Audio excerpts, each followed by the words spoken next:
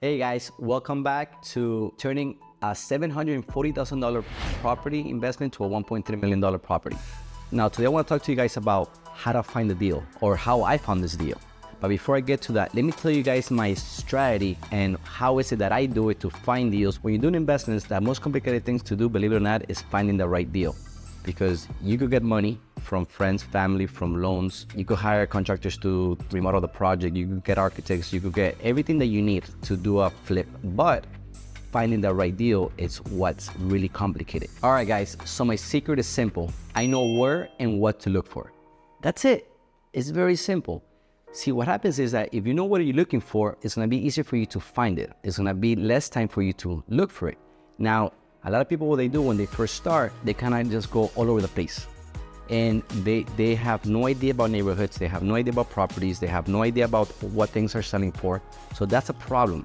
Now, a lot of people may say, well, if you're only targeting certain neighborhoods or a small area of a neighborhood, you might be limiting yourself. And yes, that is true. I am limiting myself. But you guys have to remember, for me, this is a side gig. This is not my main job. So for me, the investment part is just an additional cash flow that I get. I'm okay limiting myself because I'm not looking for volume. I'm just looking to find another deal here, find another deal there, and make it very simple for me. That's gonna take very little bit of my time. So there's two things about knowing where and what to look for. Number one is finding the right market for me, finding the right location. So my target areas are basically high demand areas, like nice neighborhoods that families wanna move in, that families wanna invest in, that a lot of people are going to.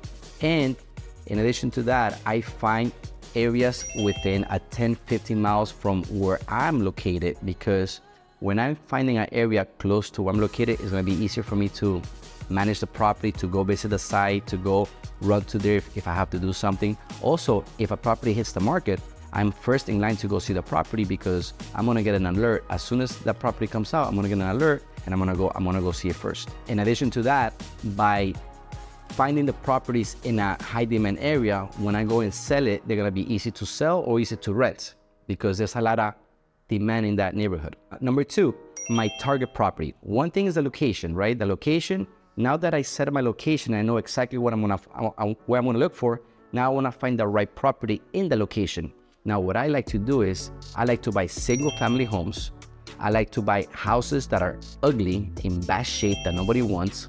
I like to buy houses that are basically falling apart because people are gonna get afraid of those. So now I have less competition when I go and negotiate to get the deal. My target property also has to be in a great neighborhood. Like basically, I cannot fix the neighborhood, but I could fix the house. So it is very important that the street where I'm finding the property is a nice, clean street. And all you have to do is you just drive around the street. And if you see all the houses with nice cut lawns, then you know it's a nice family neighborhood. I also try to avoid the smallest house in the neighborhood because if the house is too small, I won't be able to give enough value to give the equity that the house needs. Because what happens is that when you finish a house, when they go and appraise the house is going to be appraised based on square footage, which is very important. So what I like to do, I like to buy a standard size house within the neighborhood. I don't want to over improve and I don't want to under improve. But then let's assume that the house has 3 bedrooms and 1 bathroom. But the house has good square footage. It has over 2,000 square feet. I could easily go ahead and gut the house and add bedrooms, add bathrooms that essentially are gonna be more demand because now a family with 2 or 3 kids, they're gonna need at least 4 bedrooms. So now I'm targeting a bigger pool of people when I go ahead and sell the house or rent the house. The reason why I like to buy single family house versus condos or apartments is that also there's less people to complain when construction starts. And in condos, there's a lot of rules that you have to go by. Like for example, there's rules about the times that you could work. You can only work Mondays to Fridays. There's associations, there's neighbors that are gonna be complaining. So by buying a single family house, I avoid all that, which essentially is saving me time. Okay, so now that we've gone through step 1, knowing where and what you're looking for, now step 2, which is now find the property. So now this part becomes easy because you already know what you're looking for. So what I like to do is I basically just set alerts on my Zillow, on the MLS. I put an alert. Once a property hits the market within this neighborhood, within this price range, I'm gonna get an alert immediately.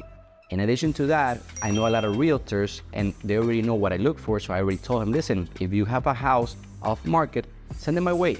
So now, instead of me going and looking for properties constantly, which I don't have the time for, I just basically sit and wait till somebody reaches to me and tells me, hey, this just popped up.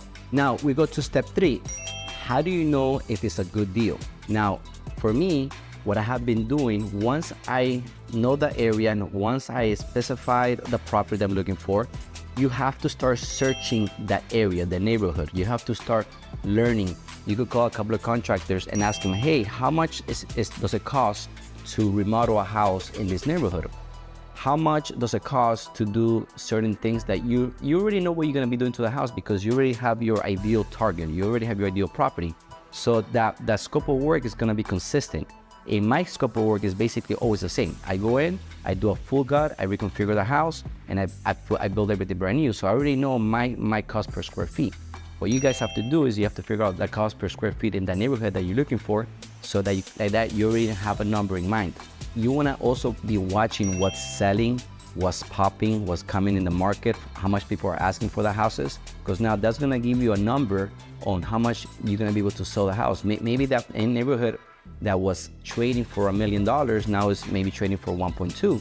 So now you may have to buy a house, instead of buying a house for $700,000, you're gonna have to buy a house for $800,000, and that's okay, as long as you know the numbers in the neighborhood. Remember, one thing about numbers, they never lie.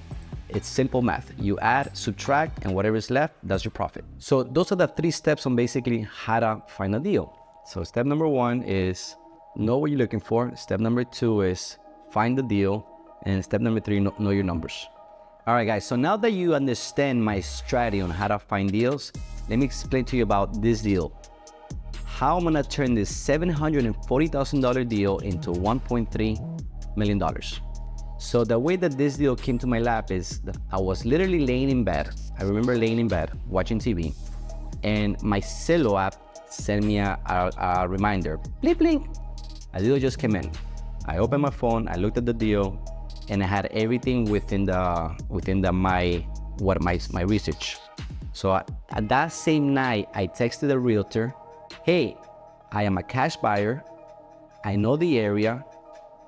I need to work. I don't have a realtor. I need to get this deal. I need to go see the deal ASAP. Can I see it tomorrow morning? He texted me back the same night. Sure enough, I went, I met him the next morning. I worked the deal with him. Everything, it hit all the numbers, all the bells and whistles. We made an offer, and boom, I got the deal under contract. Within 2 days, I hit the market. Now, why did I get the deal under contract? Now, this is the biggest secret here, and is I don't waste people's time because I know how valuable my time is. So when I go to get a deal, when I go and talk to somebody, I go straight to the point. Hey, this is what I do. I'm very experienced. I don't care about the house. I'm gonna do a full gut remodel. I don't care about the conditions. I have the cash to buy the property. Let's work together. What's it gonna take?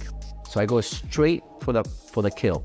We're in a different market right now. We're not in the market back then that, oh, you walk into the house, well, I don't like the house, and this has, no, you're not in the market anymore. The market has changed. So if you really wanna get a deal, you have to go in, you have to go strong, you have to go straight to the point, and most important, you have to deliver and be able to close. Can't stop, won't stop, let's go.